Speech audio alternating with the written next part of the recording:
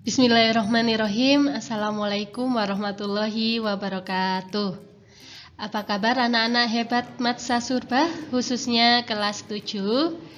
Pada kesempatan kali ini Bu Muhta akan melanjutkan materi kemarin kaitannya dengan keberagaman agama. Nah, kali ini Bu Muhta akan membahas kaitannya dengan arti penting keberagaman dan perilaku toleransi. Namun sebelumnya anak-anakku, marilah kita membaca doa terlebih dahulu. Anak-anak mengikuti di rumah ya. Bismillahirrohmanirrohim. Raditu billahi robba wa bil islami dina wa bi muhammadin nabiyya wa rasulah. Rabbi zidni ilma warzuqni fahma waj'alni min ibadika sholihin. Amin ya rabbal alamin. Semoga pertemuan kali ini dilancarkan oleh Allah Subhanahu wa taala. Amin. Langsung saja Bu Muhta akan membacakan kaitannya dengan kompetensi dasar pertemuan kali ini. 3.4 mengkarakteristikkan keberagaman suku, agama, ras, antar golongan dalam bingkai Bhinneka Tunggal Ika.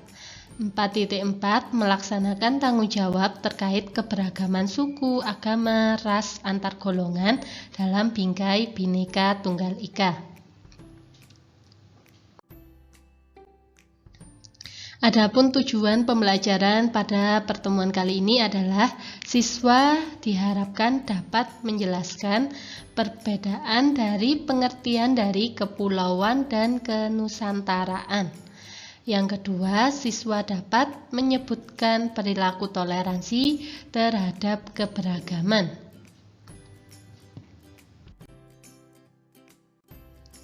Materi yang pertama akan Bu Muhta jelaskan kaitannya dengan pengertian dari kepulauan menurut Undang-Undang Nomor 6 Tahun 1996 tentang Perairan Indonesia.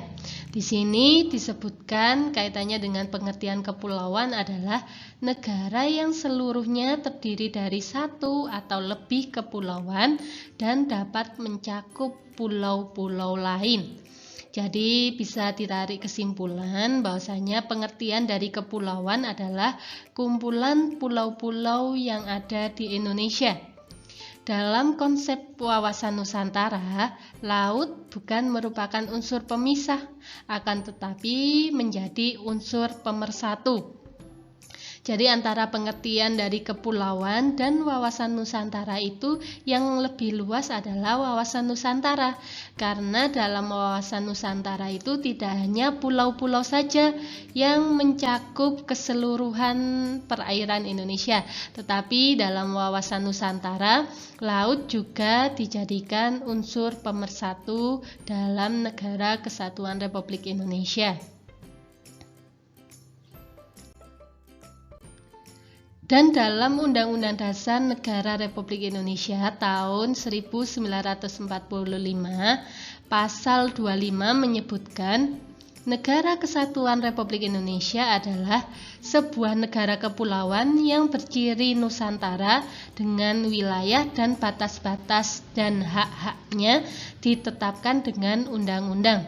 Jadi kaitannya dengan batas-batas wilayah itu diatur oleh Undang-Undang Dasar Negara Republik Indonesia, anak-anak. Yang kedua, kepulauan mengandung makna banyaknya pulau-pulau. Kenusantaraan menyangkut keseluruhan lingkup konektivitas perairan pedaratan antar pulau-pulau dalam kepulauan tersebut. Nah, ini ada kaitannya dengan Negara Kesatuan Republik Indonesia. Ternyata di sini tidak hanya batas-batas wilayahnya saja, tetapi kaitannya dengan perairan Indonesia. Adapun kaitannya dengan istilah dan pengertian Bhinneka Tunggal Ika, kalian mungkin sering dengar kaitannya dengan pengertian Bhinneka Tunggal Ika. Di sini Bu Muhta jelaskan lebih rinci kaitannya dengan pengertian Bhinneka Tunggal Ika. Dalam istilah Bhinneka Tunggal Ika ini ditulis oleh Empu Tantular dalam kitab Sutasoma yang diterjemahkan isinya kaitannya dengan agama Buddha dan Siwa merupakan zat yang berbeda. Tapi nilai-nilai kebenaran Buddha dan Siwa adalah tunggal. Tunggal itu artinya satu, anak-anak. Jadi kaitannya dengan kebenaran ajaran agama Buddha dan Siwa pada dasarnya itu sama kaitannya dengan kebaikan atau kebenaran. Terpecah belahnya tetapi satu jua. Nah, artinya tidak ada dharma yang menduakan, tidak ada kaitannya dengan kebaikan yang dinomorduakan. Semboyan Bhinneka Tunggal Ika ini mulai menjadi pembicaraan terbatas pada sidang-sidang BPUPKI. Karena kita kenal kalau membicarakan tentang sidang BPUPKI berarti membahas kaitannya dengan dasar negara atau Pancasila. Antara Muhammad Yamin, Ir Soekarno, I Gusti Bagus Sugriwa sekitar 2,5 bulan sebelum proklamasi. Jadi sebelum dibicarakan kaitannya dengan proklamasi, beliau-beliau ini yang membicarakan kaitannya dengan nama dari semboyan Bhinneka Tunggal Ika ini. Nah, diusulkan oleh Muhammad Yamin kepada Ir Soekarno agar dijadikan semboyan negara seperti yang Bunda sampaikan tadi. Jadi kalau ditarik kesimpulan, pengertian dari Bhinneka Tunggal Ika ini adalah berbeda-beda tetapi tetap satu jua.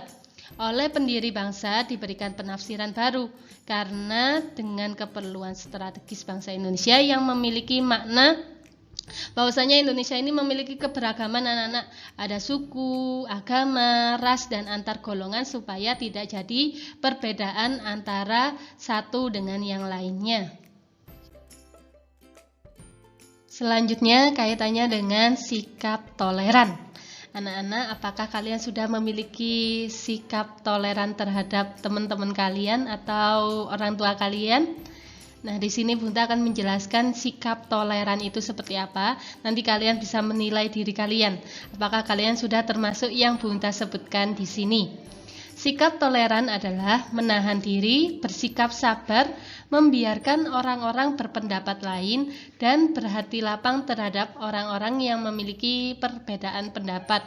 Jadi bisa disimpulkan sikap toleran ini adalah sikap saling menghargai pendapat orang lain tanpa meremehkan pendapat orang lain yang berbeda dengan kita, anak-anak.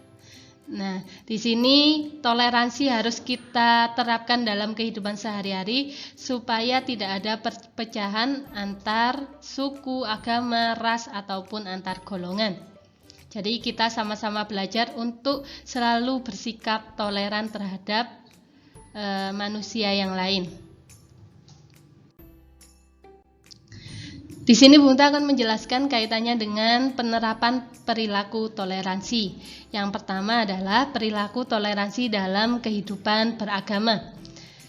Dalam Undang-Undang Dasar Negara Republik Indonesia tahun 1945, khususnya dalam pasal 29 ayat 2, ini negara menjamin kebebasan tiap-tiap penduduk untuk memeluk agama masing-masing untuk beribadah menurut agamanya dan kepercayaannya masing-masing.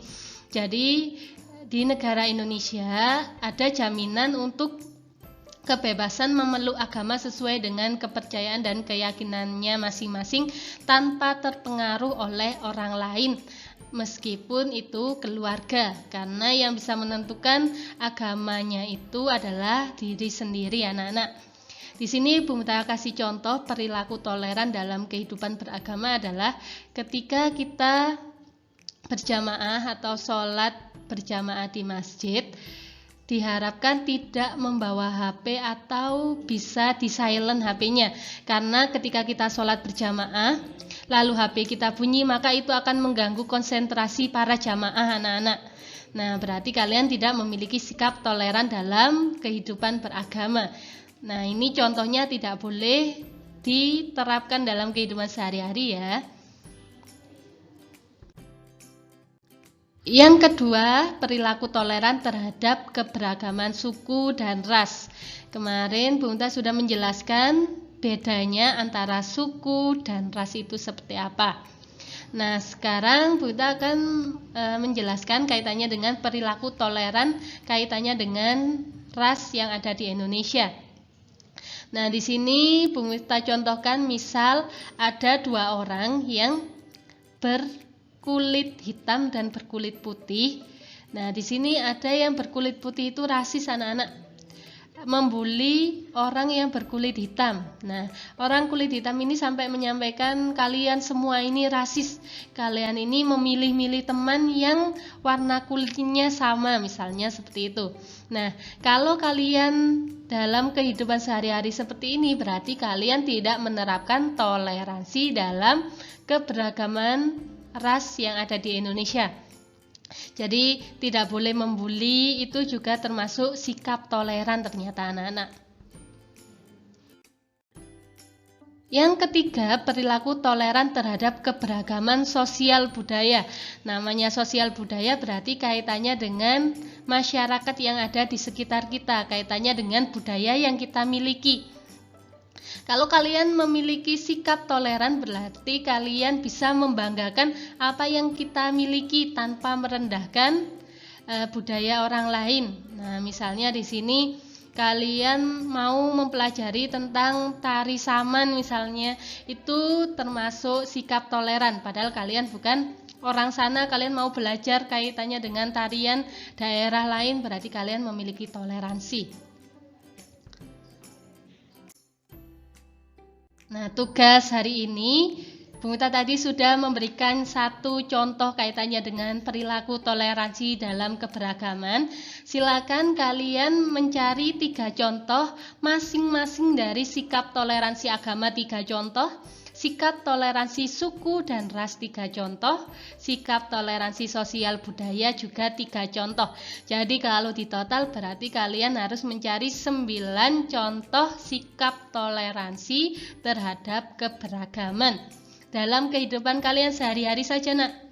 Misal kalian dengan adik kalian, kalian dengan keluarga kalian, kalian dengan masyarakat yang lain ataupun teman kalian, sikap toleran apa yang pernah kalian lakukan. Nah, disebutkan, kalian tuliskan di buku catatan, difoto lalu dikirim di GC pertemuan hari ini. Mungkin itu yang bisa Bu Mita sampaikan anak-anak. Bu Mita tadi sudah memberikan contoh sikap toleransi itu seperti apa, arti penting kaitannya dengan keberagaman itu seperti apa kalau dilihat dari pengertian kepulauan dan wawasan Nusantara. Sekian mungkin yang bisa Bu Mita sampaikan. Terima kasih sudah berpartisipasi mempelajari tentang materi yang Bu Mita berikan di video pembelajaran. Semoga anak-anak tetap semangat. Wassalamualaikum warahmatullahi wabarakatuh.